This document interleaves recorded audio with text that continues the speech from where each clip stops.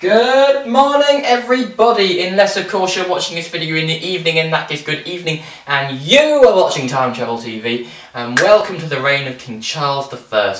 We've already talked about his relationship with Parliament in the early days.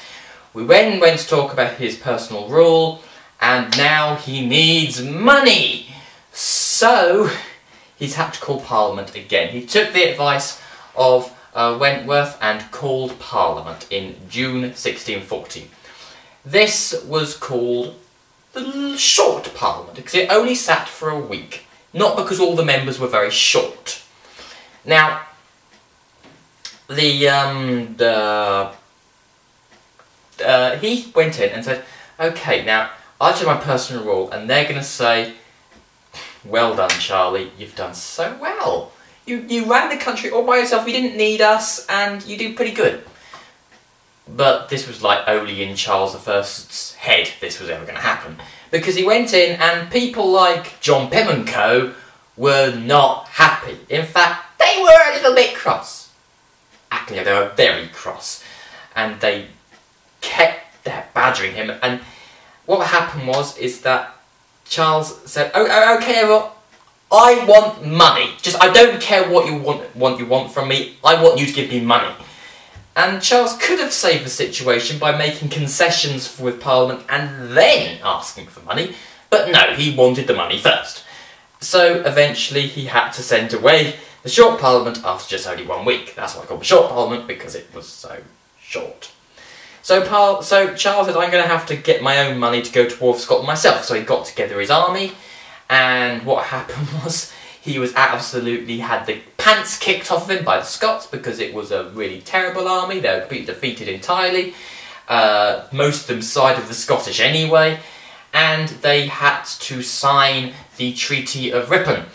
And had to give the Scots £850 a day.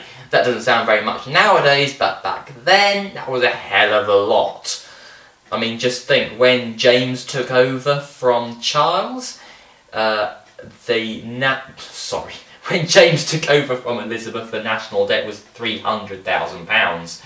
So, and if you think of that, £850 a day is quite a big percentage of that. So, Scott's doing pretty good. So then what happened was, the Long Parliament had to be called. It's called the Long Parliament. It was called in 1640 because it was a very long Parliament, and it wasn't officially disbanded until 1660. That's 20 years. That's a long time. Although they weren't sitting all the amount of time, and also have to remember the Civil War. Oh, sorry, I shouldn't mention that because that comes later. That has something to do as well. So, what happened is that John Pym, who was quite an influential person at this time, gave a very long speech at the start, saying it was called the Evil Counsellors. And that was it basically said that, hey, we don't really mind about Charles. Charles, you're not actually that bad. And Charles said, "Really? You mean I'm not terrible?" And they said, "No, you're not actually that terrible. I'll tell you who is terrible, though, your advisors." And what happened is that Charles said, "Hey, you're not referring to Buckingham because he's gone now, and I like Buckingham. Liked, I mean." And they said, "Well, we sort of were referring to Buckingham, really, but the thing is that he's gone now, so we don't really care about him. We're more talking about Stafford." Now, the Earl of Stafford used to be Sir Thomas Wentworth, but he was promoted to an Earl later on. But the term Wentworth probably rings a bell to you, because we did mention him earlier on in the video, what he took. Anyway, so what happened was, he was tried by the House of Lords, and he was executed. Although I'm jumping ahead of myself because I forgot to mention the Triennial Act. I'm sorry, Parliament, I forgot to mention the Triennial Act. Will you forgive me? Thank you. So, they called the Triennial Act meant that they tried to pass Triennial Act, which meant Charles had to call Parliament every 3 years. Charles was not happy about this because he just went for 11 years without calling Parliament, and he thought he did pretty alright. Most people didn't think so much.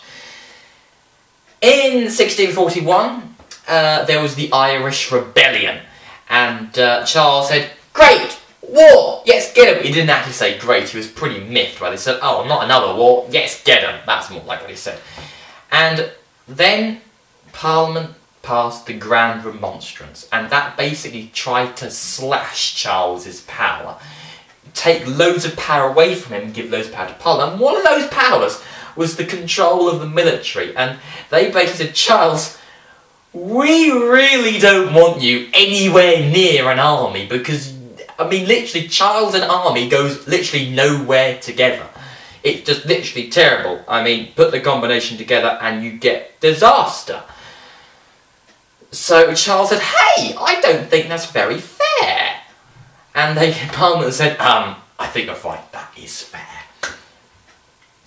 So, moving into January 1642, Charles thought, alright, no more of them, now it's my turn to do something evil to them, because I think that now is the time for me to do something nasty to Parliament, because they've been doing nasty things to me, and now it's my turn to do nasty things to them. I've got this. So, he got ready, and he burst into Parliament with the military and said, alright, I'm going to arrest the 5 most nasty people I think in here. And he arrested, it was called the 5 members incident, where they arrested the 5 most troublesome members of Parliament for Charles. And this didn't make them very happy at all. And there was a lot of squabbling going on, and there is nothing like miffing off Parliament, like going in there and arresting them.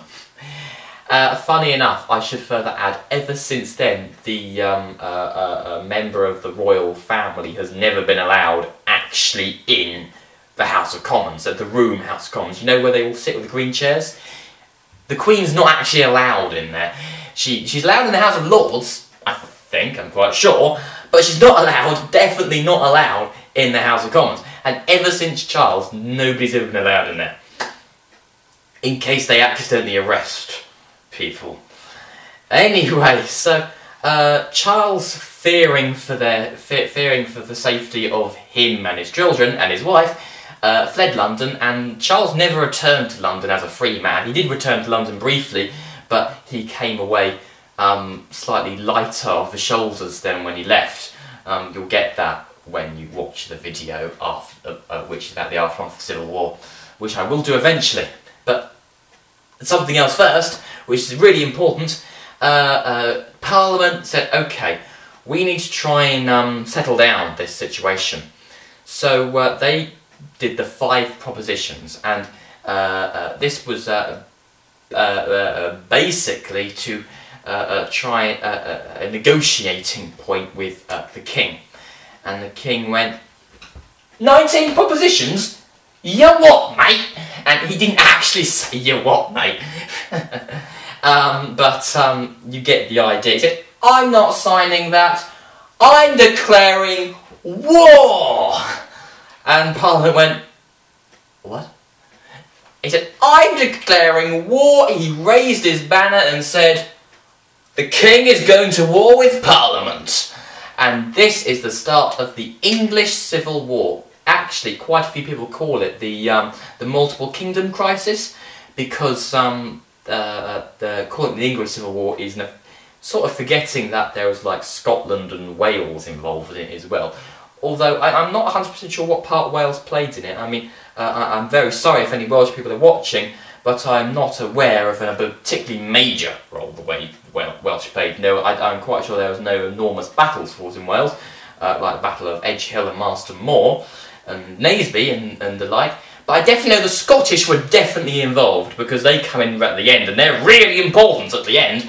But anyway, I'm going to call it the English Civil War, just because that's what that's what I've always known it as. And it's also really easy to say the multiple kingdom crisis sounds so boring. So I hope you enjoyed this video. If you did, please subscribe and watch more of my videos on Time Travel TV. And I'll see you another time. And I should be doing a video on the English Civil War soon. And I hope you enjoyed this video. And cheerio!